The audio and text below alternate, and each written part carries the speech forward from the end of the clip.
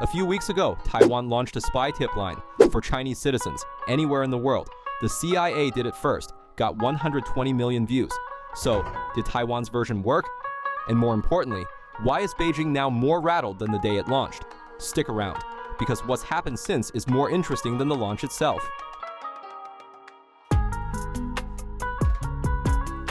Let's back up to where this started. Between May last year and February this year, the CIA dropped 4 videos in Mandarin on Chinese social media. The pitch was simple. Hey Chinese official, hey PLA officer, you know things, we want to know things. Here's how to reach us safely. Those 4 videos got 120 million. That is not a recruitment campaign. That is a cultural moment. Think about who watched that. Every nervous mid-level party bureaucrat, every PLA officer who's watched his commanders get purged one by one, every local official sitting on secrets and wondering what happens when Xi's investigators come for him next. They all saw the ad. The CIA didn't just collect tips, they planted a seed of doubt inside the most paranoid government on Earth. Brilliant move. So why did Taiwan launch this now? It's not just copycat behavior, there's a reason. Look at the numbers. In 2021, Taiwan prosecuted 3 espionage cases. 2022, 5. 2023, 14. 2024, 15. And this year alone, 58 Taiwanese have already been indicted, 32 of them active or retired military, 85% military or ex-military. The Chinese Communist Party is not just spying on Taiwan, it is systematically hollowing out Taiwan's defense establishment from the inside. So Taiwan looked at those numbers and said, fine, you play that game, we play our game. On June 14th, Taiwan's National Security Bureau launched a webpage, report.nsb.gov.tw, open to any Chinese citizen, inside China or abroad. Submit what you know, safely. And according to the Associated Press, Taiwan officials say an increasing number of Chinese citizens have already been approaching Taiwan with information in recent years. They're not fishing in an empty pond. People are already knocking on the door. Taiwan just built a proper door. Now let's talk about how this actually works, because the operational security details are fascinating. Step 1. Use a phone not made in China. No Huawei, no Xiaomi. Step 2. Factory reset the device. Wipe it clean. Step 3. Connect to Wi-Fi that doesn't require real name authentication. In China, almost everything requires your ID. Find the exception. Step 4. Use a VPN. Step 5. Use a Western browser. Chrome, Firefox, Safari. Not anything built in Beijing. Step 6. Go incognito mode. 6 steps. And then you submit whatever you know. Now, the site has 2 separate tracks. One for people still inside China, one for Chinese nationals living abroad, in the US, Canada, Australia. The reach is global, because Beijing's network is global. The NSB put it in their own press release, and I'm quoting directly, they call on Chinese nationals, at home and abroad, to actively provide information and make changes with courage.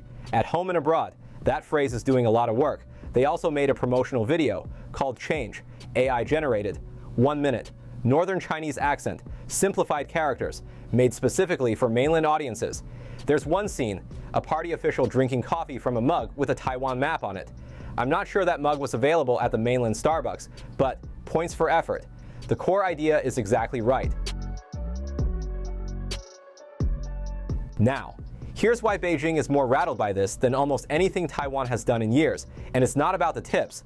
Xi Jinping runs the most sophisticated surveillance state in human history. Facial recognition on every corner. AI scanning every WeChat message. A social credit system tracking you in real time. And he still cannot stop his own citizens from looking for an exit.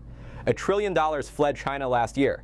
That's not just money leaving, that's confidence leaving. And now there's a website where Beijing's own citizens can tell Taiwan exactly what's going wrong inside the machine. Here's the part people miss. Every Chinese official who sees this website, and they will see it, now has to wonder, is my colleague talking to them? Is my subordinate? Is the person sitting next to me at the party meeting? You don't need 1,000 real informants. You need Beijing to think you might have 1,000 informants. That paranoia is a weapon, and Taiwan just handed it to themselves for almost nothing.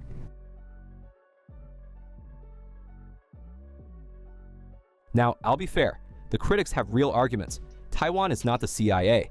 The CIA can offer a new life in America, witness protection, relocation, a clean identity. Taiwan can't make that same promise. And there's a harder question. Taiwan itself has an infiltration problem. 85% of its espionage cases involve its own military. If a Chinese defector submits sensitive intel, how confident can they be it won't leak back to Beijing through a compromised officer? That is a legitimate concern. But here's the counter. It doesn't have to be perfect to be effective. Every tip submitted, real or fake, requires Chinese counterintelligence resources to investigate. Every official who even thinks about contacting Taiwan is now a potential suspect in Xi's mind. His apparatus has to chase ghosts. That costs time, money, personnel, morale. Asymmetric warfare doesn't need to win every battle. It just needs to make the other side bleed in 1,000 small cuts.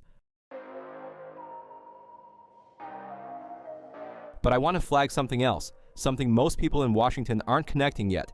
Taiwan has major elections coming. November 2026, 6 mayoral races, 2028, presidential. And right around the time the NSB launched this tip line, something strange happened. Several of Taiwan's most prominent anti-CCP voices, politicians, commentators, journalists, had their Facebook, Instagram, and Threads accounts suddenly suspended. No warning, no explanation. Meta's response? Technical error. The system thought they were under 13 years old. Okay. It happened on Xi Jinping's birthday. Only Taiwanese accounts were affected. Meta earns $18 billion a year from China. I'm not saying Meta was paid off. I'm saying if a foreign adversary wanted to test whether it could silence Taiwan's political voices before an election, this is exactly what that dry run would look like. And nobody should be comfortable with that. Here's the bottom line. Taiwan just did something that authoritarian regimes fear more than missiles. They told Beijing's own people, there is a door, and it's open. The CIA figured this out. Taiwan figured this out. And Beijing knows, you can build the world's greatest surveillance state, but you cannot surveil a thought. You cannot firewall a moment of doubt. You cannot arrest someone for considering whether to make the call. That's Taiwan's weapon, and it costs almost nothing. We're going to keep tracking this. The next 18 months, Taiwan's elections, cross-strait pressure building, this tip line could become one of the most consequential things Taiwan has done without firing a single shot. Hit subscribe. Share this with someone who thinks Taiwan is someone else's problem. It isn't. I'll see you next time.